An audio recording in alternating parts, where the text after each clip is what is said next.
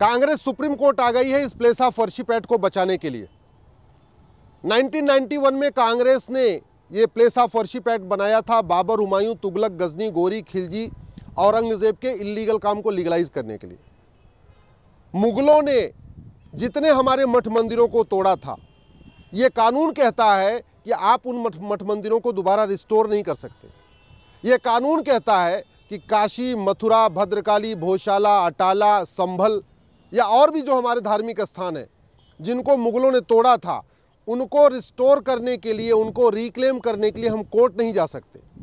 ये कानून ये भी कहता है कि जो मुकदमा कोर्ट में चल रहा है वो मुकदमा बंद हो जाएगा। हिंदू, जैन, बौद्ध, सिख के लिए कोर्ट का दरवाज़ा बंद करता है। और सबसे खतरनाक जो अपनी याचिका में कांग्रेस ने कहा है कि अगर ये प्लेस ऑफ वर्शिप एक्ट खत्म हो जाएगा तो देश की एकता, अखंडता खतरे में हो जाएगी।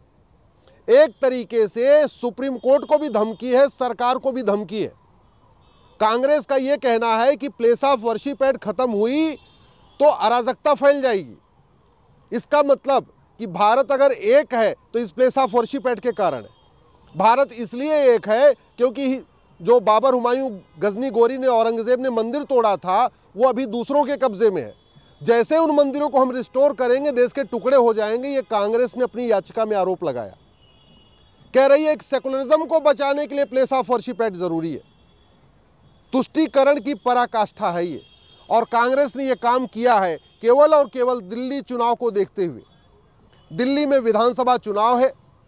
10 से ज़्यादा विधानसभा ऐसी विधानसभाएं हैं जहां मुस्लिम्स ये डिसाइड करते हैं कौन जीतेगा, कौन हारेगा।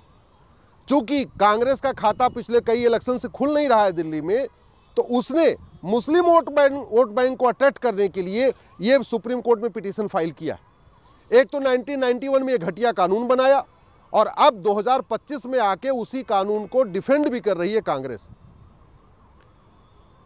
मामला ये हिंदू मुस्लिम का नहीं है। मामला ये भारत की संप्रभुता और विदेशी आक्रांताओं के बीच में है। भारत का संविधान का प्रियम्बल कहता है हम एक सोवरेन देश है, हम संप्रभु देश है। संप्रभु देश का मतलब न गुलामी का नाम होना चाहिए, न गुलामी का निशान होना चाहिए।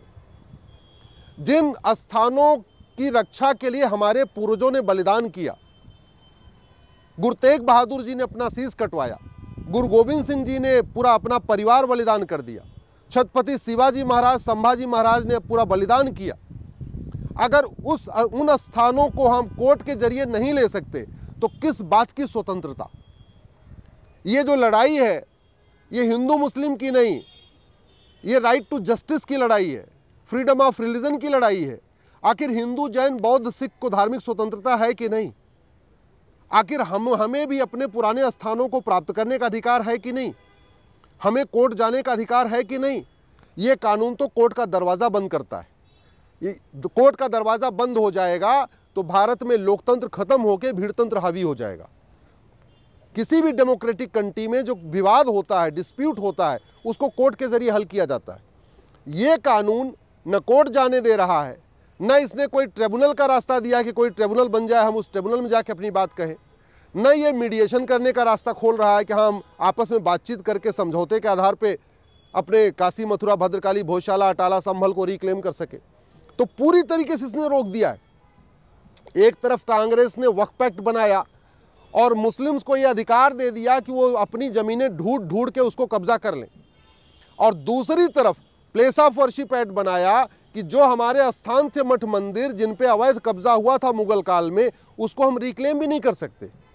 किताबों में लिखा हुआ है काशी, मथुरा, भद्रकाली, भोजशाला, अटाला, संभल को तोड़ा गया। इतिहासकार भी ये कह रहे हैं काशी, मथुरा, भद्रकाली, भोजशाला, अटाला, संभल को तोड़ा गया।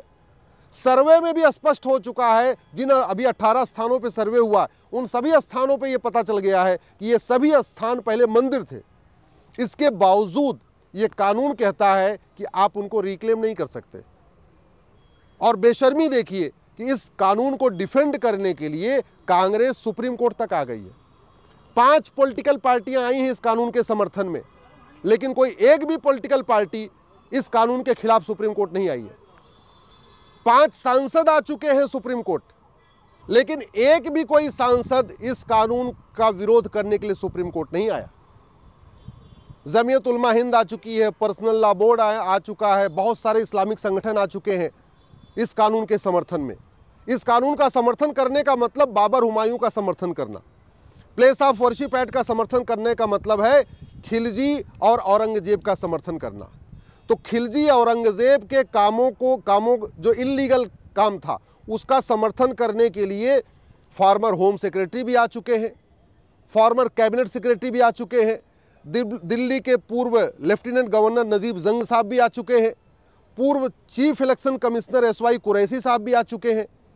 लेकिन कोई भी रिटायर्ड IAS, कोई रिटायर्ड IPS, कोई रिटायर्ड चीफ सेक्रेटरी, कोई रिटायर्ड DGP आके सुप्रीम कोर्ट ये नहीं कह रहा है ये कानून खत्म होना चाहिए और काशी मथुरा भद्रकाली भोजशाला अटाला मुक्त होना चाहिए। रिटायर्ड जज भी आ गए इस कानून के समर्थन में। इस कानून का समर्थन का मतलब बाबर हुमायूं का समर्थन। लेकिन कोई भी रिटायर्ड जज ये आके नहीं कह रहा है कि हमारे जो मठ मंदिर जो तोड़े गए थे उनको रिक्लेम करना चाहिए।